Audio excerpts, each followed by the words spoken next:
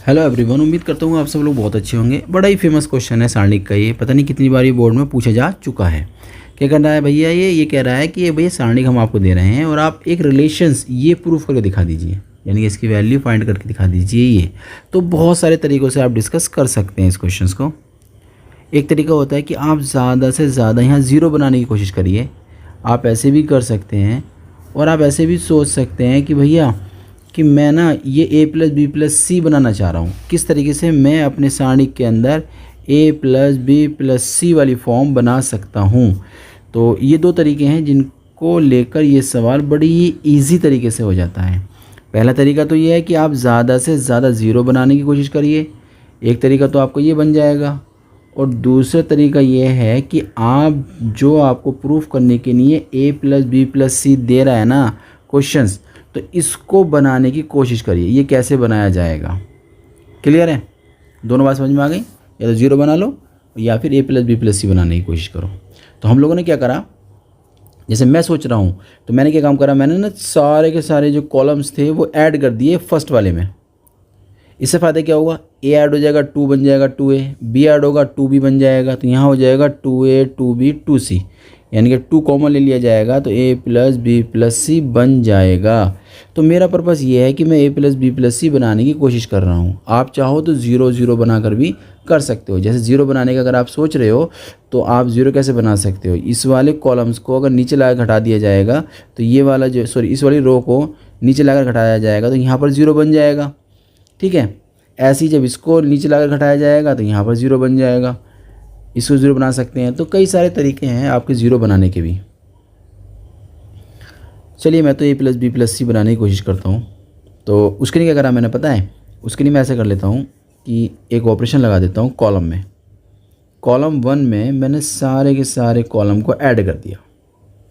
अब ये a आएगा इधर तो a पहले से ही था तो 2a बन जाएगा। b आएगा ऐड होने के लिए यहाँ पर तो b पहले से था तो 2b बन जाएगा और 2c तो हमारे पास पहले से यहाँ था, है ना? बात समझ में आ गई इतनी?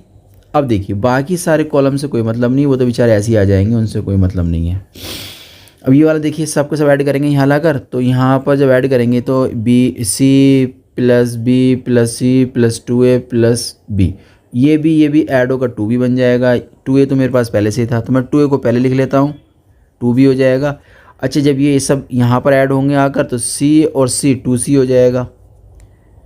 बात समझ में आ गई आप कितनी? अगर इतनी बात समझ में आ गई तो बहुत अच्छी बात है। ऐसे ही क्या करेंगे, ये वाला जो कॉलम्स है ना, ये वाला कॉलम्स है, इस कॉलम को ऐड करेंगे तो सब ये प्लस में हो जाएंगे। सब ये प्लस में हो जाएंगे तो a प्लस a 2a हो जाएगा।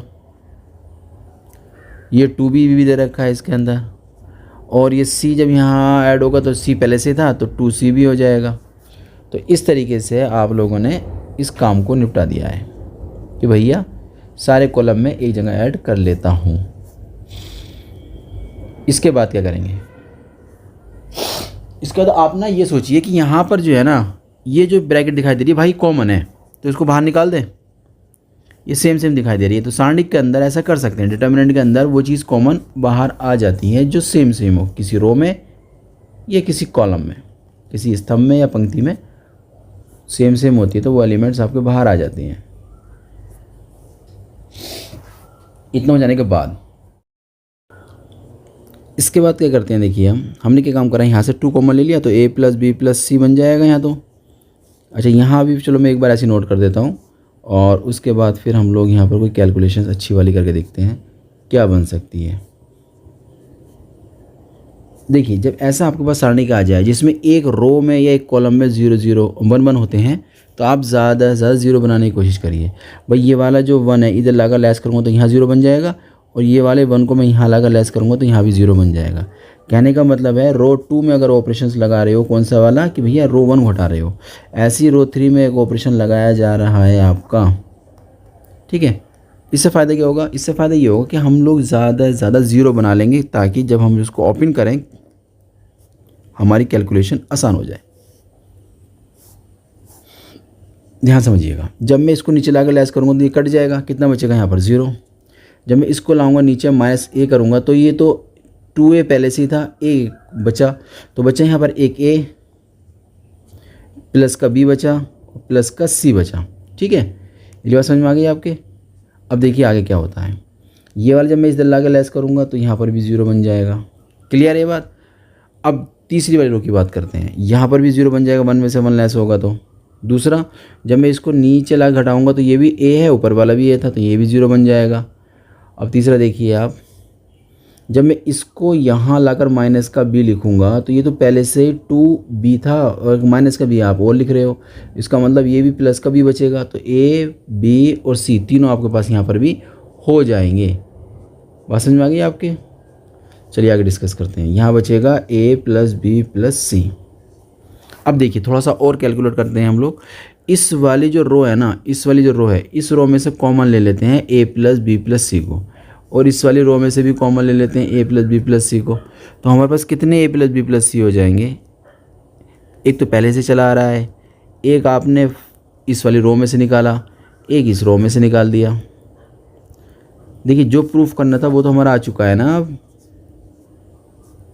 ये तो 1 बचेगा, यहाँ 0 हो जाएगा, यहाँ पर b बचेगा, यहाँ 0, यहाँ 1 हो गया। अब देखिए कितना हो गया आपके पास, ये रिजल्ट आया 2a प्लस बी प्लस सी की पावर 3, और इसको कर देते हैं ओपन 1, तो ये सारे के सारे कैंसिल आउट। कितना बचेगा रिजल्ट आपके पास? 1 0 0 और 1 बचेगा। फिर ये एलिमेंट 0 हम सेकंड से खोल देते हैं, प्लस का 0, इतना बन जाएगा।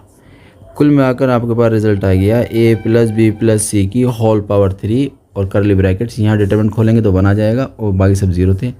फाइनली आप लिख सकते हैं 2a प्लस बी प्लस सी। उम्मीद करता हूँ ये क्वेश्चन आपकी समझ में आ गया होगा। हम लोग मिलते हैं एक नए क्वेश्चन के साथ।